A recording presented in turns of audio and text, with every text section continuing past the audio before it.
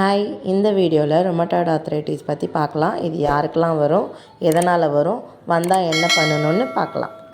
இது ஒரு autoimmune disorder. அப்படின்னா நம்ம பாடியோட ஓன் இம்யூன் சிஸ்டமே நம்ம பாடியில் இருக்க ஹெல்தி டிஷ்யூஸ், ஆர்கன்ஸ், செல்ஸை அஃபெக்ட் பண்ணிடும். இந்த டிசீஸ் மென்ஸை விட உமன்ஸுக்கு ரொம்ப காமனாக வரும். இந்த நோய் வருவதற்கான காரணங்களை பார்க்கலாம். ஜெனட்டிக்காகவும் வரும். அதிகப்படியான டிப்ரெஷன், அதிகமாக ஸ்மோக் பண்ணுறவங்களுக்கு கூட இருக்கிறவங்களுக்கும் இந்த நோய் தாக்கம் அதிகமாக இருக்கும்.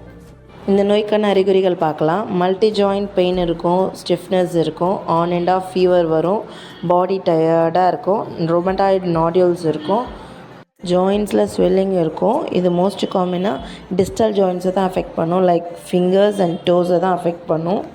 இதற்கான ட்ரீட்மெண்ட்டை பற்றி அடுத்த வீடியோவில் பார்க்கலாம். ஹாய், இந்த வீடியோவில் ருமட்டாய்டு ஆர்த்ரைட்டிஸ் பற்றி பார்க்கலாம். இது யாருக்கெல்லாம் வரும், எதனால்